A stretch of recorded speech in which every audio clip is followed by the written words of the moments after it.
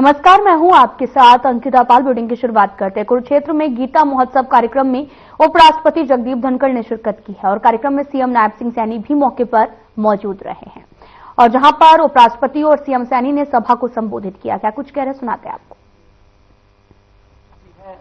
आज आपके बीच में ये बताते हुए कि हमारे इन प्रयासों में गीता मनीषी स्वामी ज्ञानानंद जी महाराज और गीता ज्ञान संस्थान ने बड़ा ही सहयोग किया है। इनके सहयोग से पहली बार 2019 में यह महोत्सव देश से बाहर मॉरिशस, लंदन में मनाया गया है। इसके बाद सितंबर 2022 में अंतर्राष्ट्रीय गीता जयंती महोत्सव कनाडा में आयोजित किया गया है। 2023 में यह ऑस्ट्रेलिया में आयोजित किया गया है।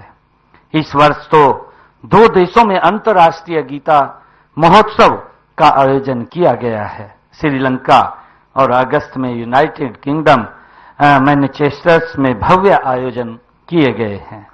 मुझे खुशी है कि उपस्थित संतजन व श्रद्धालुगण, हमें गर्व है कि इस पवित्र ग्रंथ गीता भारत का विचार है।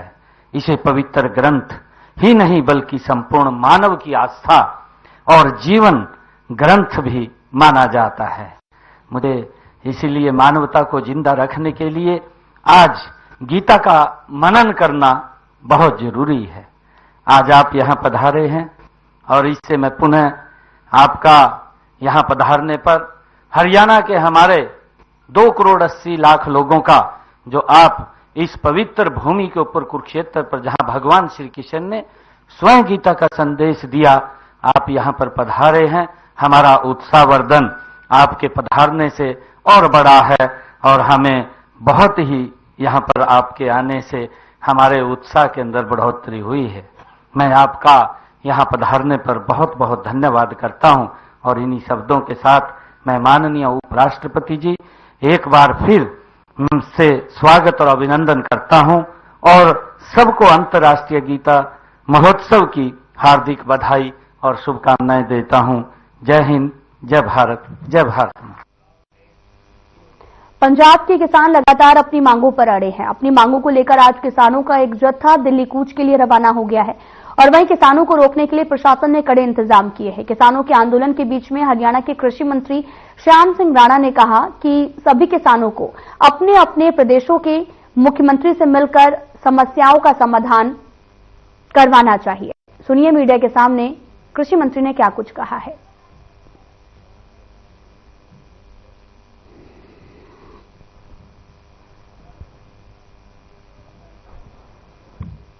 आज कि अपने किसान यूनियन वाले इकट्ठे होके अपने कुछ बात कहना चाह रहे थे और हरपाल जी और दूसरे साथी आपके संजू गुंजाना जी और ये हरपाल सुडल सडैल, इनके साथ जो साथी आए, इनकी जो नेशनल हाईवे में जमीन आ रही है उसकी पेमेंट के बारे में चर्चा हुई। वो मुख्यमंत्री जी से करेंगे और वो इनका काम हम सीएम साहब से कह के कराएंगे। देखिए सर, आज पिछले काफी दिनों से हम सीएम साहब से और कृषि मंत्री जी से संपर्क साध रहे थे कि हमारी कुछ साझी एक तो हरियाणा लेवल की हमारी डिमांड है, जो टावर को लेकर है, समस्या है बहुत भारी। हमारे साल से इसमें आंदोलनित हैं पूरे हरियाणा का किसान। एक वो समस्या थी कि यहाँ 28 गांव का जो हाईवे निकला यमुनानगर के बाहर से, उसकी पेमेंट का था। 2013-14 में एक्वायर हमारी जमीन हुई थी और सरकार द्वारा आर्बिट्रेशन को नियुक्त किया गया था और मनोहर लाल जी उस समय 2018 में मुख्यमंत्री थे। उनके प्रयास से शिवनगर निवासी मनोज बंसल फतेहाबाद के सिरसा रोड पर काम करता था। शहर के एक पूर्व पार्षद कुलवंत समड़ा का पुत्र बलविंद्र के पास में उसकी दोस्ती हुई थी, जो कि उसके पास आता जाता था। बताया ये भी जा रहा कि मनोज अपने दोस्त के साथ में सिरसा किसी काम से गया था और शाम को वह जब वापस लौटने के साथ में बैठ गया था तो बलविंद्र के पास में एक पिस्टल थी और पिस्टल की लेकर हाथ में लेकर दोनों दोस्त हंसी मजाक और बातचीत कर रहे थे। इस दौरान अचानक से पिस्टल से गोली चल गई और गोली मनोज के सिर पर जाकर लग गई है और बलविंद्र अन्य लोगों के साथ में मनोज को हॉस्पिटल लेकर भी पहुंचा, जहां पर डॉक्टरों ने मनोज को मृत घोषित कर दिया है।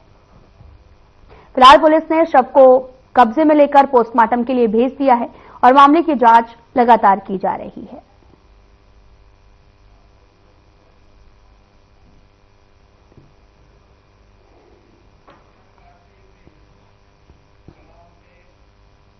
कुरुक्षेत्र के शाहाबाद उपमंडल के गांव यारा में रात को सोते हुए परिवार के 4 लोगों के मर्डर से इलाके में सनसनी फैल गई है। प्रथम दृष्टया मामले में पारिवारिक रंजिश लग रही थी, लेकिन मौके पर पहुंची पुलिस ने शवों को कब्जे में लेकर जांच शुरू कर दी और शाहाबाद थाना प्रभारी सतीश कुमार ने बताया कि सूचना मिलने पर पुलिस मौके पर पहुंची और कार्रवाई भी लगातार की जा रही है।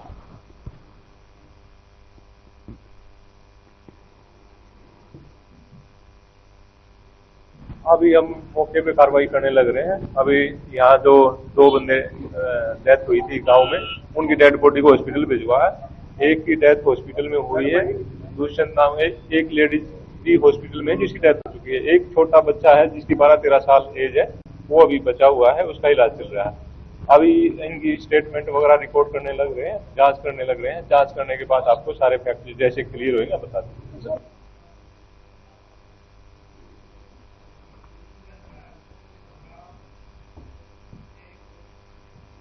खबर बल्लभगढ़ से है, जहां पर बच्चों को पोलियो बूथ पर पोलियो की दवा पिलाई जा रही है और ये दवा पल्स पोलियो अभियान के अंतर्गत पिलाई जा रही है और इस अभियान के अंतर्गत अगले 2 दिनों तक घर घर जाकर पोलियो की दवा पिलाई जाएगी। इस अभियान के अंतर्गत डिप्टी CMO डॉक्टर मान सिंह ने बताया कि फरीदाबाद में करीब 64,000 से भी ज्यादा, बल्लभगढ़ में लगभग 10,500 बच्चों को दवा पिलाई जाएगी।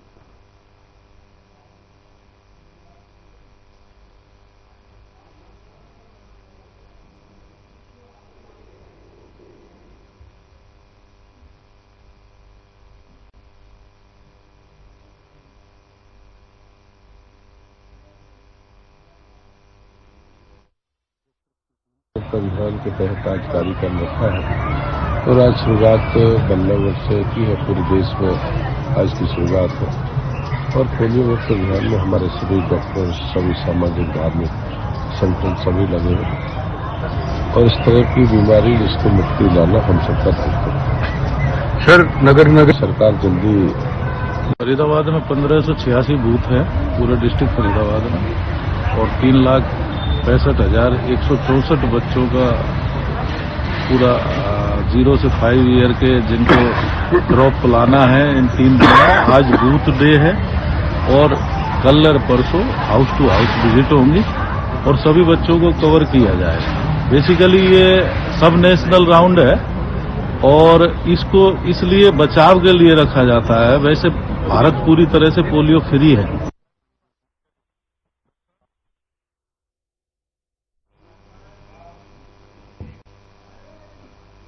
किसानों ने दिल्ली कूच फिर से शुरू करने का ऐलान किया है। ये कूच आज शुरू हो गया है और किसान न्यूनतम समर्थन मूल्य और कर्ज माफी की मांग कर रहे हैं। दिल्ली पुलिस ने भी सुरक्षा के मद्देनजर शंभू बॉर्डर्स पर बैरिकेड्स लगा दिए हैं और कीलें भी लगाई गई हैं। साथ ही आपको बताते चले कि पंजाब हरियाणा के टटियाना बॉर्डर पर प्रशासन दोबारा उनकी पैनी नजर रखी जा रही है।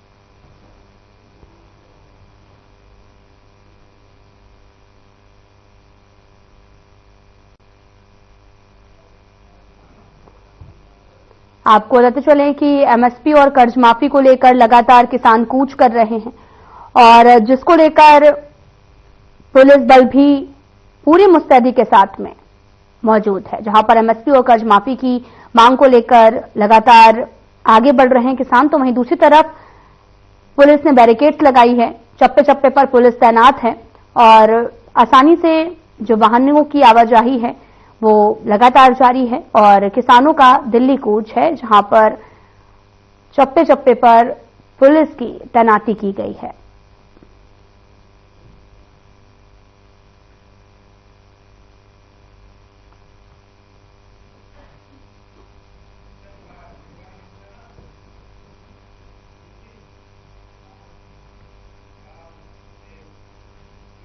रेवाड़ी से बड़ी खबर सामने आ रही है, जहां पर हिंदू संगठनों ने बांग्लादेश में हिंदुओं पर हो रहे अत्याचार के खिलाफ विरोध प्रदर्शन यात्रा निकाली है। रेवाड़ी शहर के संत समाज के नेतृत्व में ये यात्रा निकाली गई। इस यात्रा में भारी संख्या में जनसैलाब उमड़ा और ये यात्रा शहर के अनाज मंडी से शुरू हुई और मुख्य बाजारों से होते हुए जिला सचिवालय पहुंची, जहां उन्होंने उपायुक्त को ज्ञापन सौंपा है और उन्होंने कहा कि वो हिंदुओं पर हो रहे उत्पीड़न और नरसंहार को सहन नहीं करेंगे। जय श्री राम के उद्घोष के साथ में शहर में यात्रा निकाली गई है।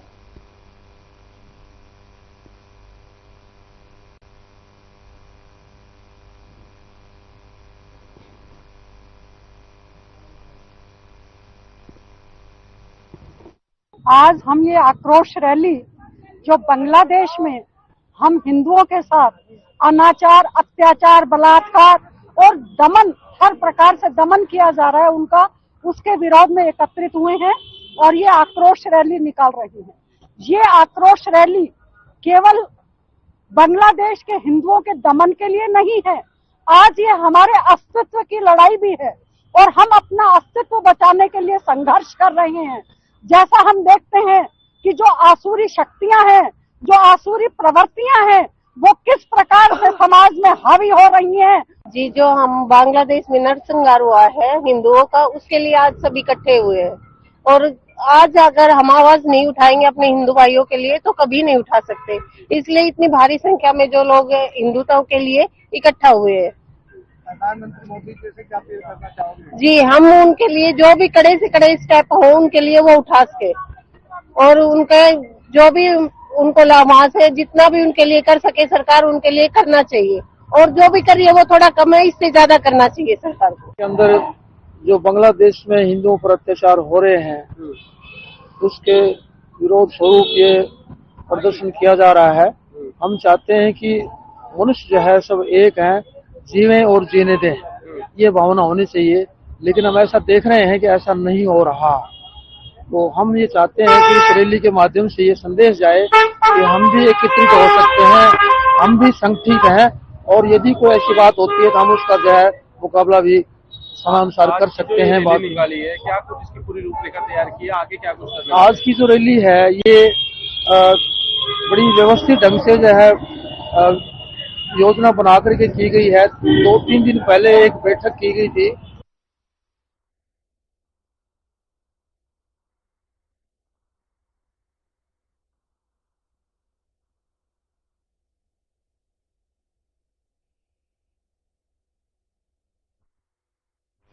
रेवाड़ी में सिखों के 9वें गुरु गुरु तेग बहादुर सिंह की शहादत दिवस उत्साह के साथ मनाया गया। रेवाड़ी सिंह सभा गुरुद्वारा समिति सदस्य सरदार कृपाल सिंह ने बताया कि गुरु तेग बहादुर सिखों के 9वें गुरु थे जिन्होंने अपनी शहादत देकर हिंदुत्व को जिंदा रखा है। आज शहर के सभी सिख सभा गुरुद्वारे से प्रभात फेरी निकाली गई। प्रभात फेरी रेलवे रोड से शुरू होकर पूरे शहर से होते हुए उत्तम नगर स्थित गुरुद्वारा सेवापंथी संत कुटिया पहुंची है, जहां पर सभी श्रद्धालुओं पर पुष्प वर्षा कर जोरदार स्वागत किया गया है।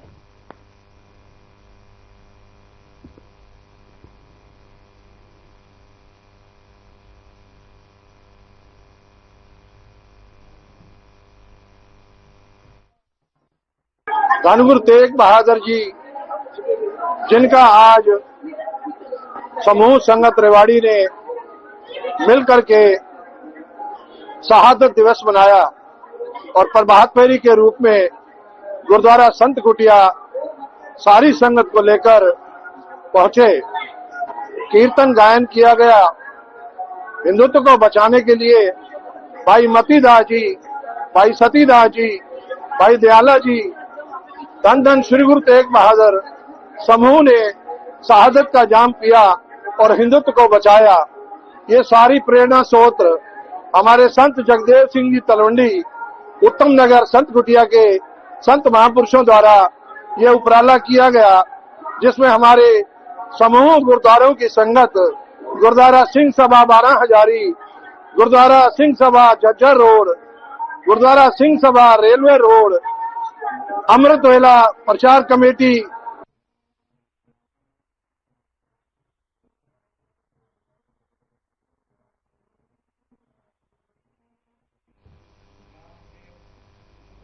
खबर बल्लभगढ़ से है, जहां पर विधायक पंडित मूलचंद शर्मा के बल्लभगढ़ विधानसभा को लगभग 2 करोड़ से भी ज्यादा में विकास कार्यों की सौगात दी गई है। आदर्श नगर गर्ग कॉलोनी भाग 2 और जैन कॉलोनी में गलियों के निर्माण कार्य की शुरुआत स्थानीय निवासियों के साथ हाथ नारियल लड़वाकर किया गया। साथ ही चुनावी जनसभा में लोगों से किए गए वादों पर विधायक बनने के बाद में विकास कार्यों की शुरुआत भी कर दी गई है।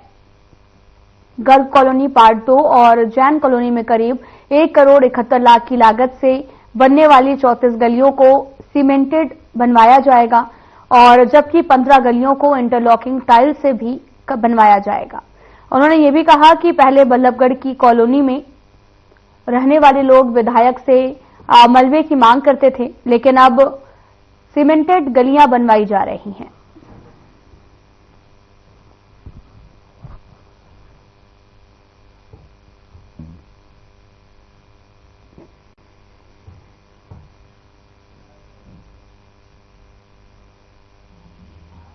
वादा करके गया था और मैं कह गया था एमएलए बनने के बाद मैं दोबारा इसका उद्घाटन करूंगा। आपकी 16 की 16 सड़क है, अब 29 की तरफ जाने की जरूरत नहीं है। बहुत झूठ बोल लिए, बहुत झूठ का नाटक चलेगा। कुछ तौलिया लगे के चले, ऐसे ही है। तो कहते सारा मलेंद्र रोड में रही है, कोई कह रहे भाई मलेंद्र रोड तो हमने किसी के दब्बू नहीं लेना। 200 रुपए 300 बार जमाना चला गया बापू, बहुत दूर। अब तो विकास का जमाना है, काम हो रहे हैं, कमल खिल रहा है तो विकास हो रहा है, और कमल नहीं था विकास भी नहीं था। आज मूलचंद शर्मा तुमने विधायक बनाया है, आप लोगों के कारण मूलचंद विधायक है।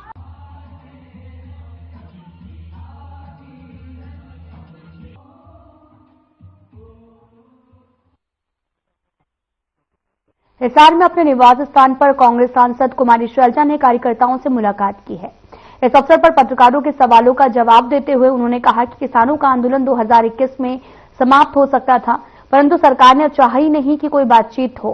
कुमारी शैलजा ने कहा कि वो सरकार से पूछना चाहती हैं कि सरकार ने जो किसानों के वादे किए थे क्या उन पर खरा उतरी है। साथ ही विधानसभा चुनाव में टिकट वितरण के सवाल पर भी जवाब देते हुए उन्होंने कहा कि इसके ऊपर बाबरिया भी ज्यादा बेहतर बता सकते हैं।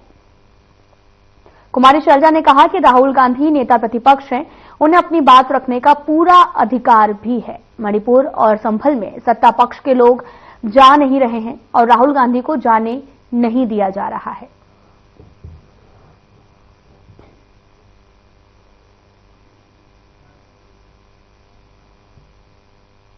आंदोलन तो कल ही खत्म हो सकता था, 2022 में ही खत्म हो सकता था, 21 में ही खत्म हो सकता था, लेकिन सरकार ने चाहा ही नहीं, बातचीत की नहीं। दौर दिखाए गए कि हमने इतने दौर कर लिए हैं किसानों के साथ, लेकिन हम तो ये पूछते हैं, देश पूछता है, किसान पूछता है कि जो आपने वायदे 22 में किए क्या उन पर खरे उतरे?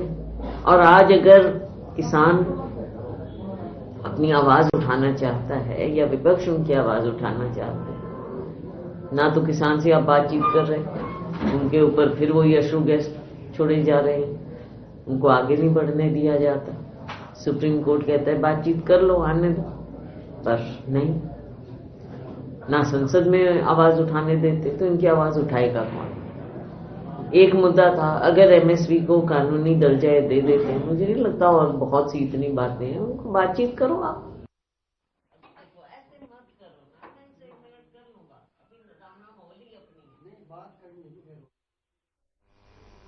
हरियाणा पुलिस की मीडिया कर्मियों के लिए पत्र जारी किया है। शंभू बॉर्डर और किसी भी अन्य स्थान पर जहां कानून व्यवस्था संबंधी ड्यूटी चल रही है, वहां भीड़ से उचित दूरी बनाकर रखें। डीजीपी पंजाब से भी अनुरोध किया है कि वो पंजाब की सीमा में पत्रकारों को बॉर्डर से कम 1 किलोमीटर की दूरी पर रोकें।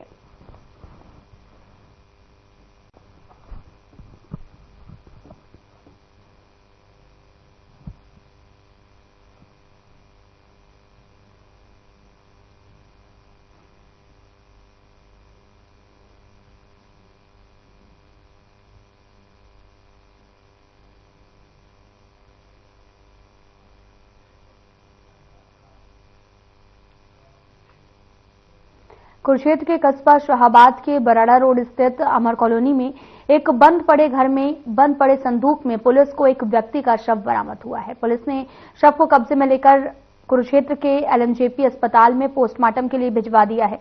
गांव जलूबी निवासी राकेश ने दावा किया कि ये शव उनके पिता नराता राम का है और राकेश ने बताया कि उनके पिता रेलवे में नौकरी करते थे और कुछ समय पहले ही वह सेवानिवृत्त हुए थे। अप्रैल महीने से वे लापता थे, जिसकी शिकायत उन्होंने शाहाबाद थाना क्षेत्र में की थी।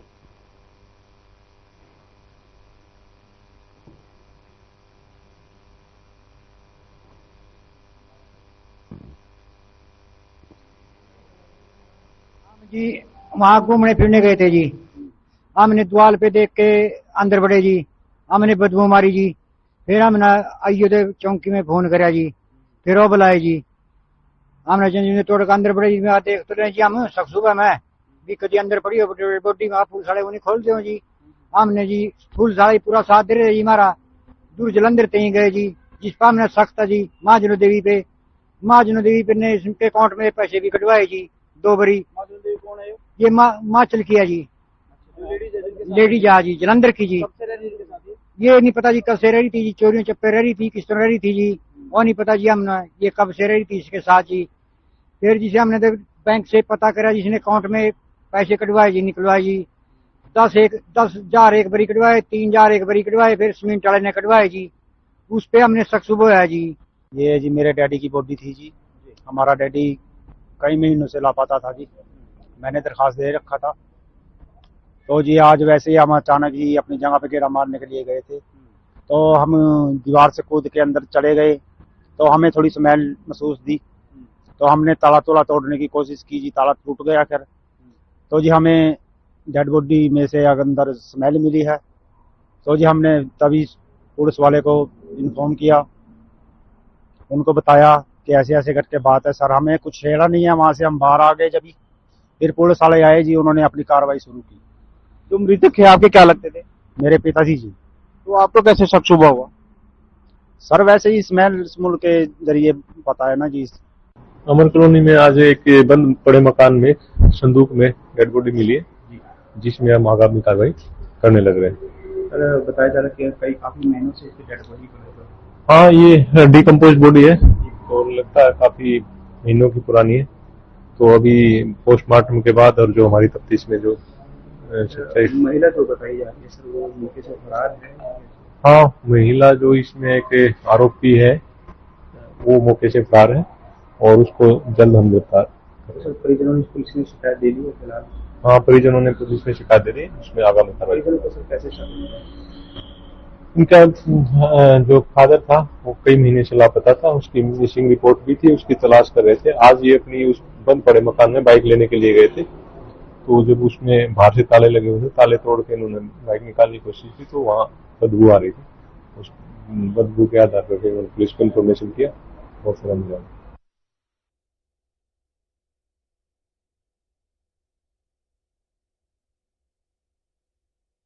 पुंडे के गांव टट्यूडा में 40 साल के कृष्ण कुमार, जो कि रात लगभग 8 बजे गांव टट्यूडा से जाजबा जा रहे थे, जहां पर उस दौरान एक कार चालक ने उसको टक्कर मार दी, जिससे कृष्ण कुमार की मौके पर मौत हो गई है।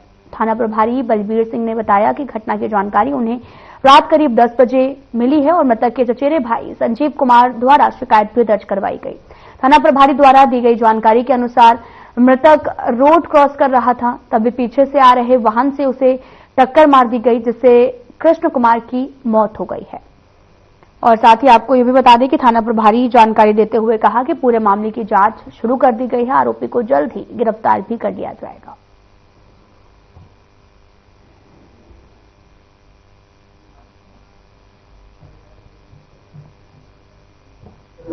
ये चौंठा गांव के पास हुआ थी और एक जाम्बे का था एक आदमी, नौजवान, कृष्ण नाम था उसका। वो अपना चौंठा से गांव जाम्बा जा रहा था अपने, तो कार के साथ उसका एक्सीडेंट हो गया। कितनी उम्र थी? ये इसकी उम्र कोई होगी 40-45 के आसपास। क्या नाम था इसका? मृतक कृष्ण था जी। कृष्ण। और ये रात किस टाइम की बात है? राजपुरी में इतना ही। नमस्कार।